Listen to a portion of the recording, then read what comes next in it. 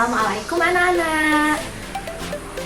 Ayo coba duduk yang rapi sebelum kita mulai pembelajaran hari ini.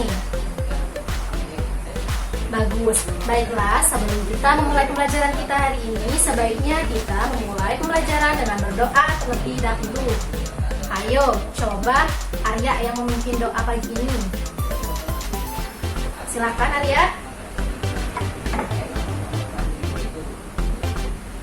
Amin, alhamdulillah. Bagaimana kabarnya anak ibu hari ini? Alhamdulillah jika sehat semua. Ngomong-ngomong, siapa yang tidak hadir hari ini? Bagus jika tidak ada pinter-pinter ya. Baiklah anak-anak, pada pertemuan kali ini kita akan membahas mengenai materi gagasan pokok dan gagasan pendukung.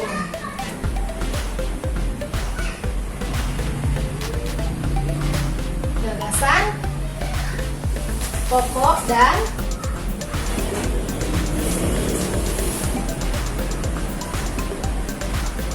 gagasan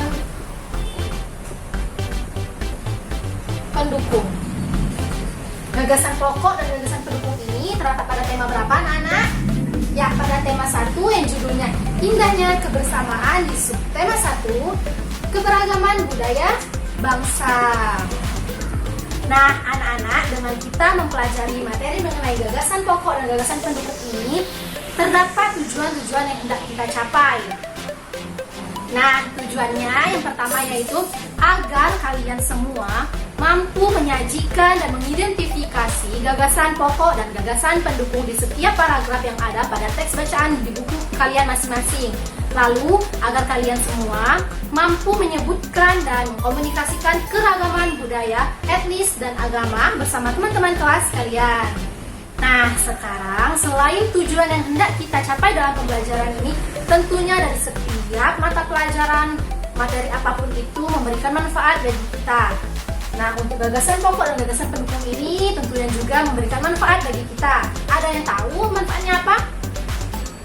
Baiklah, jadi dengan kita mempelajari gagasan pokok dan gagasan pendukung ini dapat mempermudah kita dalam membuat suatu laporan. Nah, sekarang anak-anak ibu sudah mengetahui nih tujuan dan manfaat dari kita mempelajari pada materi pembelajaran pertemuan kali ini. Semoga kalian semua dapat belajar dengan semangat dan fokus ya.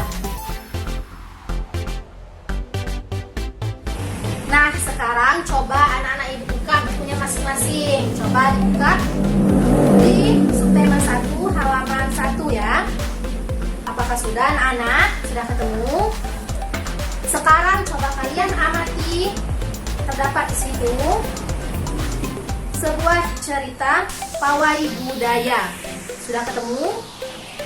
Nah, pada pertemuan kali ini kita akan mempelajari banyak tentang budaya Indonesia dan gagasan pokok dan gagasan pendukung.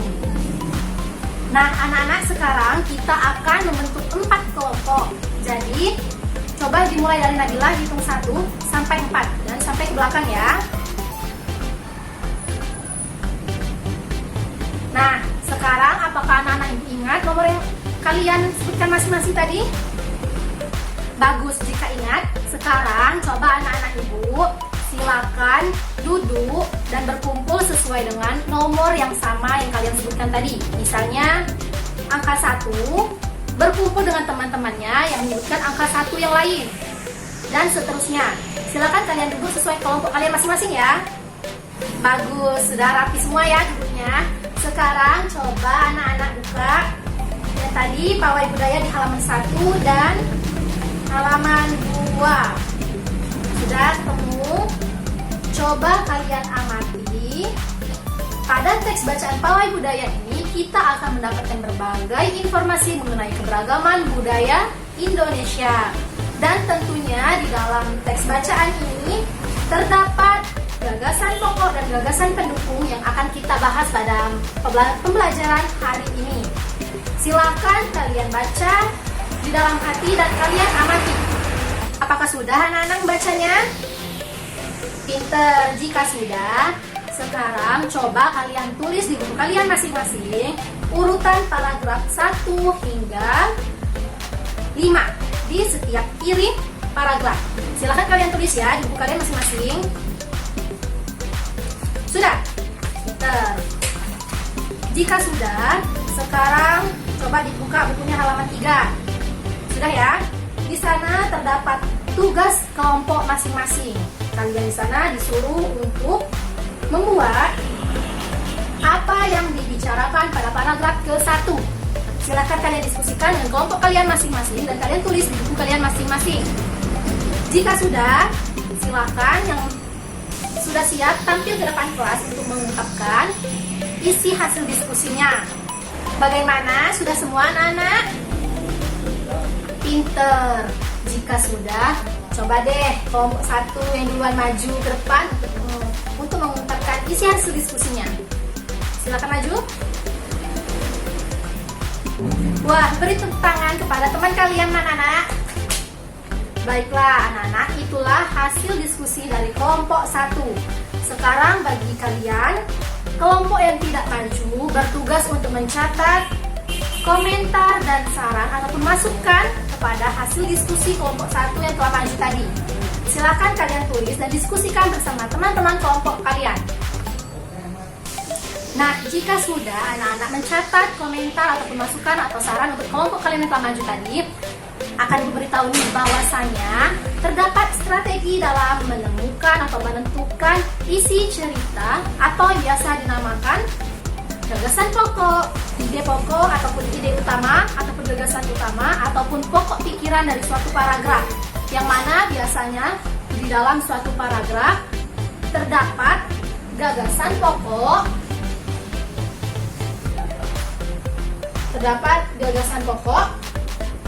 yang diperkuat oleh gagasan pendukung.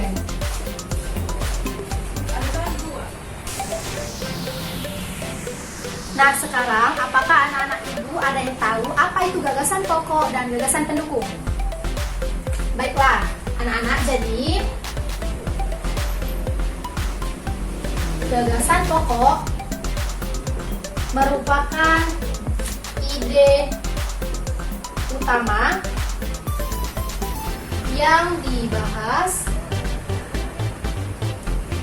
dalam suatu bacaan, yang mana biasanya berupa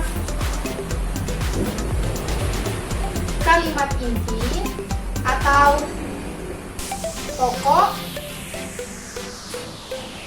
paragraf. Nah, sedangkan gagasan pendukung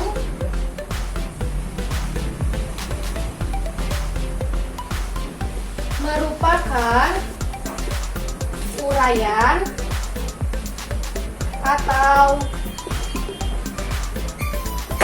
tambahan informasi untuk gagasan pokok. Nah, jadi inilah yang dimaksud dengan gagasan pokok dan gagasan pendukung. Selain ini, terdapat langkah-langkah untuk menentukan suatu gagasan pokok dalam setiap paragraf.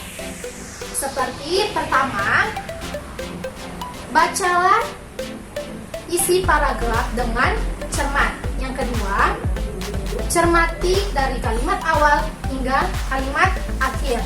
Nah, biasanya anak-anak, suatu gagasan pokok bisa terdapat di awal dan akhir ataupun akhir suatu paragraf.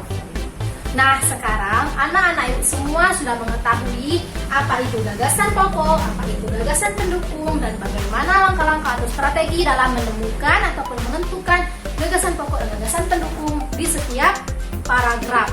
Sekarang coba anak-anak ibu diskusikan kembali dengan kelompoknya masing-masing. Di halaman 5 coba kalian lihat, di situ terdapat sebuah latihan lagi. Kalian berdiskusi dan temukan gagasan pokok dan gagasan pendukung di paragraf kedua di teks bacaan yang telah kalian baca di dalam hati tadi mengenai pawai budaya. Sudah dapat dimengerti? Nah, jika sudah kalian diskusikan bersama kelompok kalian masing-masing, silahkan kalian bertukar jawaban dengan kelompok yang lain agar kalian menemukan jawaban yang tepat. Bagaimana? Pinter jika sudah paham. Setelah kalian berdiskusi dan kalian bertukar jawaban dan menemukan titik yang benar atau titik yang berbedanya di mana, silahkan kalian tulis di buku latihan kalian masing-masing mengenai gagasan pokok dan gagasan pendukungnya. Selepas pulang sekolah nanti dikumpulkan. Bagaimana, dapat dipahami anak-anak? Pinter. Jika sudah paham, silakan kalian kerjakan ya. Jangan terlalu ribut. Silahkan anak-anak kerjakan. Bagaimana? Apakah sudah anak-anak? Alhamdulillah jika sudah.